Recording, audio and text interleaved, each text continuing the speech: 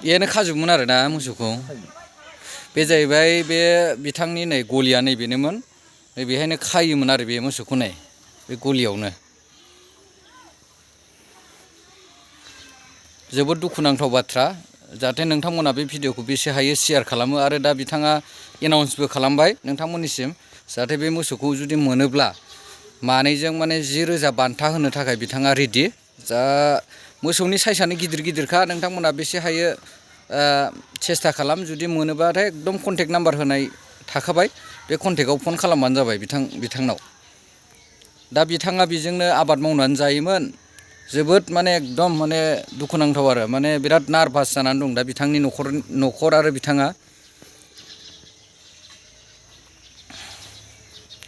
दा बेखायनो नोंथांमोना बेसे हायो बे भिडिअखौ शेयार खालाम आरो तो गाइस आपनालोके भिडिअ'टी एकदम धैर्य धरि लास्टলৈকে চাই যাওক तो बिदिब्ला नोंथांमोना एकदम भिडिअखौ धैर्य हमनानै जोबजासिम जाहाथे नायलाङो माने भिडिअखौ जोबजासिम नायलांब्लासो नोंथांमोना बुजिगोन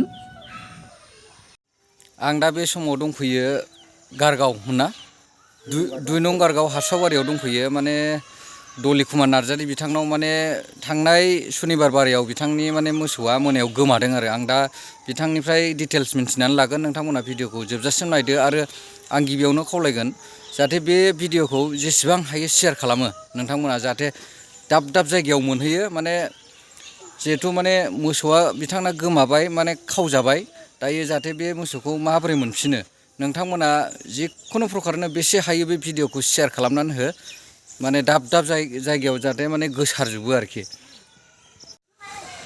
नमस्कार राइज मोर नाम डली कुमार नार्जारी गाँवर नाम तो हल 2 नं गारगाव हास्रावबारी Dist.Chirang PS.Bijni मोर हालुआ गुरु जावा शनिबार राति 12টা মানৰ আছিল মই উঠি চাইছোঁ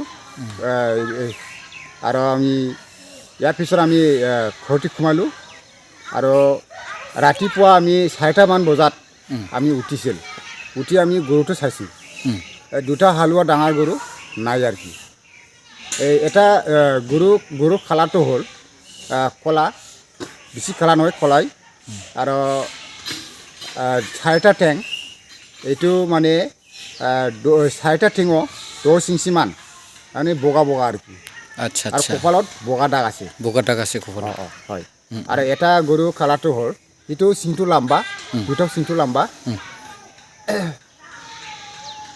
এইটোৰ কালার হল অলপ কালা ৰঙা না কালা ৰঙা আচ্ছা একেবাৰে ৰঙাও নহয় একেবাৰে কালাও নহয় এইটো ডাঙৰ আর কি ডাঙারে আছে এইটো যদি আপোনালোকে মোৰ গৰুটো যদি মই যিটো যি কালাৰটো কৈ দিছে সেইবিলাকো যদি মিলে আপোনালোকৰ ওচৰত মই অনুৰোধ কৰোঁ যে সেই গৰুটো বান্ধি ৰাখি মোৰ এই মোবাইল নাম্বাৰত ফোন কৰিব মোৰ মোবাইল নাম্বাৰটো হ'ল 7896913497 সেই নম্বৰত ফোন কৰিলে মই খবৰটো পাম লগতে আমি যদি গৰুটো পাই তেতিয়াহ'লে আমি দুটা গৰুত আমি 10,000 টকা আমি পুৰস্কাৰ দিব আচ্ছা তো গাইস আপোনালোকে শুনা পাইছে নিশ্চয় মানে এই ভিডিঅ'টো যিমান পাৰে মানে আপোনালোকে যাতে শ্বেয়াৰ কৰে মানে যাতে সুৰে যাতে মানে ফালাব নোৱাৰে আৰু ইমান বেয়া কাম কৰিছে মানে যাতে সুৰক মানে যেনেকা হ'লেও মানে ধৰবা পাবা লাগে এইটো আমি বিচাৰোঁ মই এই গোৱালটো মই বান্ধে এনেকৈ বান্ধে থাকে এটা আর কি আচ্ছা এই যেটো নাকি বগা কালার এই 4টা টেং বগা কালার থাকাটো এই কপলা যে বগা আছে সেইটো সেই তাতে বান্ধে আৰু কালা ৰঙা সেইটো এই কুটিত বান্ধে এই যে সেইটো আর কি মোর গরু 5টা আছিল এটা ছানা আর এটা গাই দুই আর কি আর এটা দামরা আর কি পুরো এই 3টাটো আছে এই দুটা ডাঙৰ হালুৱাটো লৈ গৈছে আৰু সুৰে হ'ব এইটো একদম 100% সুৰে হ'ব नामखौ खोन्थादो दे आंनि मुङा डली कुमार नार्जारी गामिया 2 नं गारगाव हास्रावबारी Dist.Chirang PS.Bijni। ओमफ्राय दादि नोंथांनिया माने मोसौआ गोमादों औ। माब्ला गोमायामोन ओरैनो मोसौआ थांनाय 13 थारिख गोलैयो फेब्रुवारि 2022। आच्छा आच्छा ओमफ्राय सनिबारनि 12थासोआव मोसौआ आं सिखारनानै नायदों दङ। औ ओमफ्राय आङो बिनि 4थासोआव सिखारनानै नायोबा मोसौआ गलिनिफ्राय गैया। आच्छा आच्छा मानै मोसौआ हालुवा गिदिर गिदिर औ गारि बोजानाय मोसौ आच्छा आरो आच्छा बेजोंनो आं हालौवो। औ औ मोसौआ गिदिर गिदिर मासे मोसौनि कालारा जाहैबाय गोसोमानो बांद्राय गोसोम नङा। ओमफ्राय बिनि गङा गोलाव एसेल' गंदों। आच्छा ओमफ्राय खाफालाव फोथा गुफुर दङ आच्छा गुफुर कालार। ओमफ्राय आथिङा थोंब्रैबो ससे ससे गुफुर। मासेनिया औ मासेनिया। ओमफ्राय ओमफ्राय बे माबायाव बे फाफ्लियाव एसे गारा दं आरोखि। आच्छा आच्छा ओमफ्राय लान्जाया गेजेर खन्द'आव एसे गुफुर। आच्छा आच्छा ओमफ्राय मासेयालाय आरो मासेया जाहैबाय गासियाबो गिदिर गङा गोलाव। ओमफ्राय बिनि कालारा जाहैबाय गोसोमथार नङा एसे जारेद आरोना गोसोम जारेद आरोखि। आच्छा आच्छा ओमफ्राय आथिंफ्राव माबाफोर कालार दं नामा बे आथिङाव बेहा बे गोसोम जारेदानो।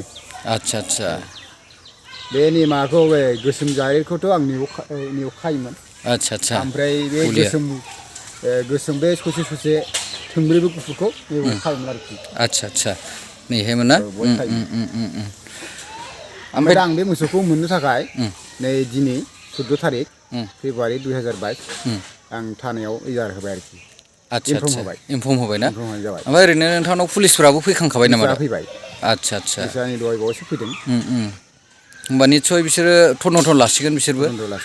ओमफ्राय दा नोंथाङा ओरैनो पाब्लिकफोरखौ माबाफोर एनाउन्समेन्ट खालामगोन नामा जेनेबा बे मोसौखौ मोनोब्ला नागिरनानै? मोसौखौ जुदि मोनोब्ला बिथांमोना खानानै दोननानै आंनो नैबे फन नाम्बाराव हरबाबो जागोन। नाम्बारा जाहैबाय 7896913497। आच्छा ओमफ्राय बे मोसौखौ जुदि रायजोफ्रा अननानै मोननानै जुदि खानानै दोननानै बे नाम्बारावल' फन हर। आरो मोसौआ जुदि आंनि मोसौजों आरो बिथांमोननि खानानै दोननायजों मिलायलायोब्ला आं बे मानै मोसौनि माबाखौ खानानै दोननाय जुदि आं मोनोब्ला 10,000 बान्था होनाय जागोन आरो।